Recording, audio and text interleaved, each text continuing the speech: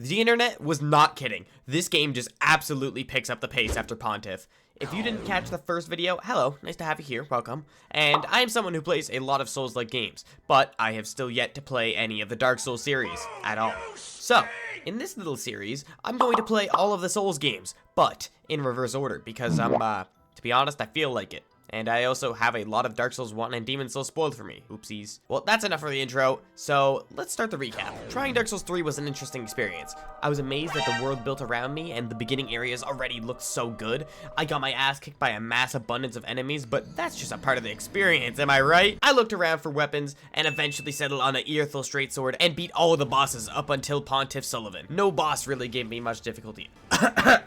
Yeah, none of them at all. And I was left in shock at the pure polish of the boss fight so far with the Abyss Watchers, Yorm, and Pontiff. And now I'm supposed to believe it only gets better from here? Let's see. Picking up right where we left off in the last video, we are finishing up our little day adventure through Earthel. Ooh, how Christmassy. Anyways, no time for distractions. We must mush. Oh, and so now I end up in Anne Orlando. Hey, I know this place. Wow, these enemies are such a pain in the ass. What if I just... Oh, shit. Oh, shit.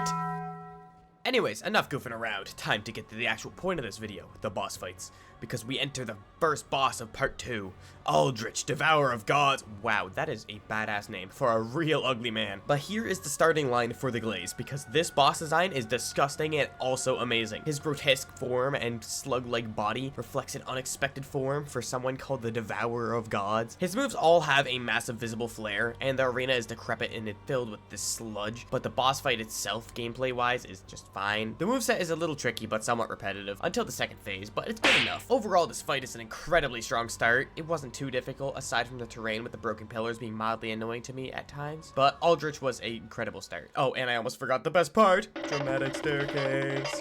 Well, I'm done with that fight. Time to enjoy my stress-free break from a boss battle. And we are doing back-to-back bosses now, huh? Miyazaki, you bast! Anyways, time for quite an infamous boss, Dancer of the Boreal Valley. Oh, hey, this is the same room that we met Lady Emma in earlier. Hopefully she's doing good. Anyways, where do I start?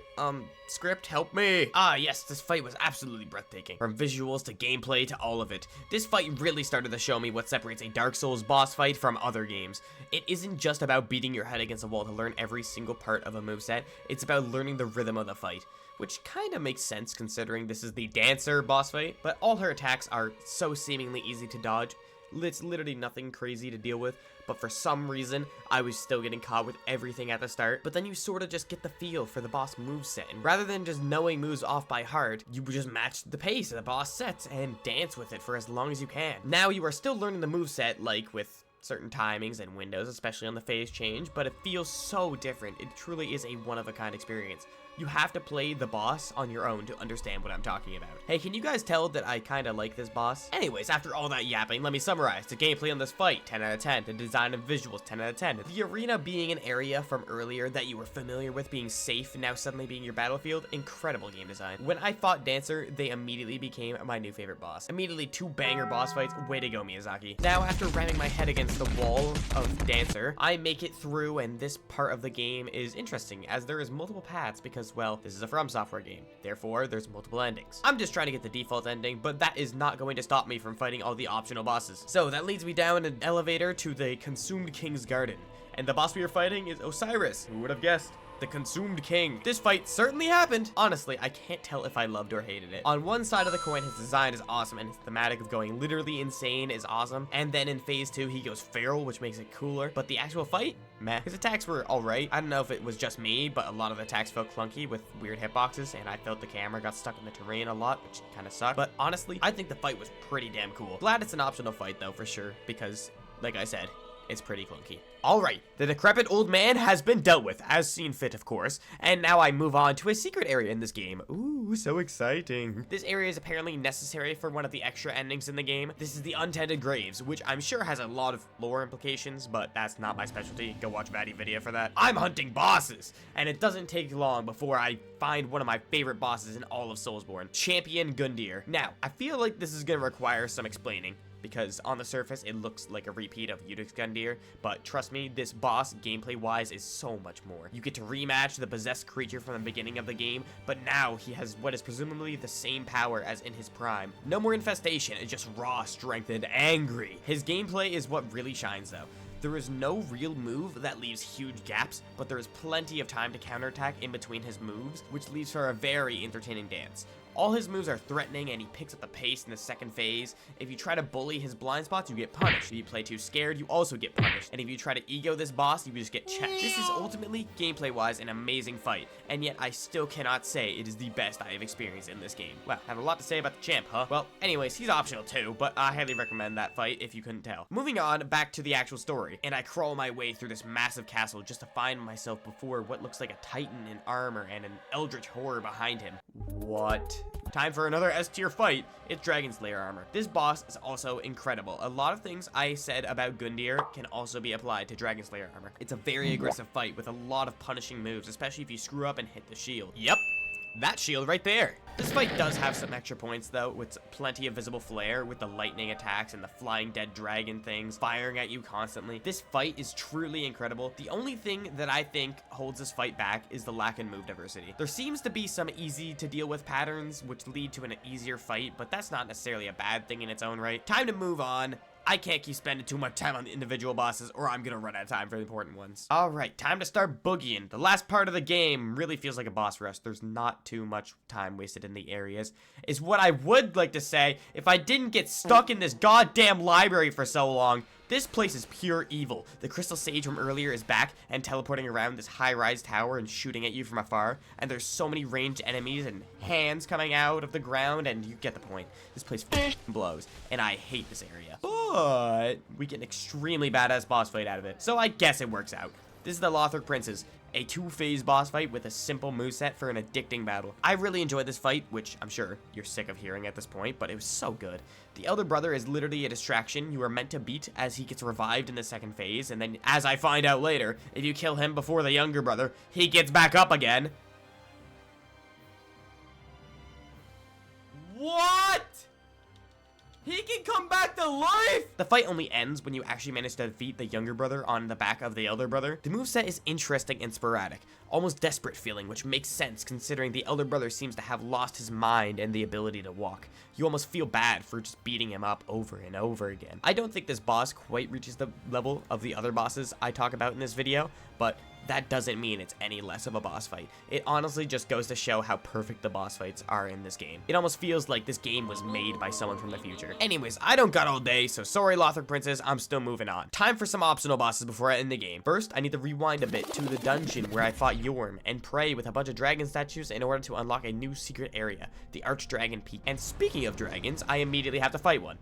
Of course. No need to fear, nothing a simple attack from the top ropes can't handle. I rang a bell and watched as the clouds surrounded me and a fog gate formed. I enter to find the boss who led me to the most struggle in this entire game, the Nameless King and the King of the Storm. This boss is what I like to call a flawed masterpiece. Everything about this fight is perfect. You start by fighting his dragon with simple attacks and a gimmick that forces you to hit the dragon's head. Simple start with some basic attacks from the king from above. But then, once the dragon is slain, down comes the king himself with his lightning powers. Now this is how you design a boss. This is incredible, from the arena to the progression to the visuals to the moveset.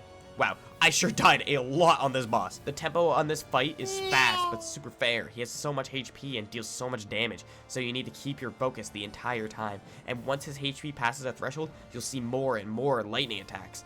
I could go on and on about this boss, but I should probably address the fact that I called this boss a flawed masterpiece. There is one thing holding this fight back just a tiny bit for me, and I'm sure everyone else who has played the first phase knows what I'm talking about. The camera is god-awful. The first phase is unplayable with locked camera, so you're forced to play it with an unlocked camera and track the dragon's movements by yourself with your camera. And even then, when you are close to the dragon, it's so hard to tell when an attack is coming because you simply can't see it. But honestly, I can live past that.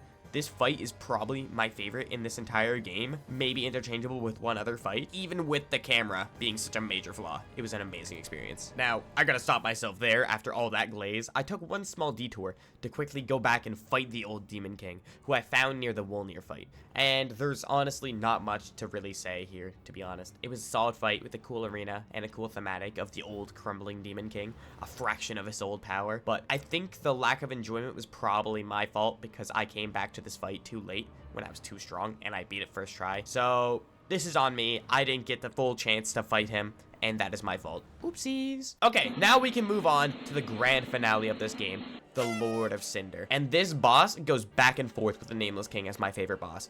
It all depends on what day you ask me, to be honest. These fights are truly of their own caliber. Now, quick bit of lore for this fight that I knew going into this. This boss is actually the player's character from the first game, which truly is the craziest thing to me. And if I didn't know before the fight, I'm sure I would have figured out during it due to the display of all the different builds. This boss has the greatest move diversity I have seen. It's actually crazy. He has a form for multiple different builds you could have used in your playthrough, including a simple melee sword build, a spear, a magic build, and a buff/scimitar build. They all have their own strengths and weaknesses, and if you can't deal with certain builds, you simply have to hunker down and hope he changes weapons. This first phase is the most interesting first phase of a final boss that I've seen ever, I'm pretty sure. And the second phase transformation happens when he heals his health to full and gains a flaming greatsword and a massive AoE fire attacks. He is so aggressive, forcing you to dance with him, and this boss also forces you to play your distance carefully as he has a really hard to dodge combo attack that looks visually stunning. Oh, and can't forget,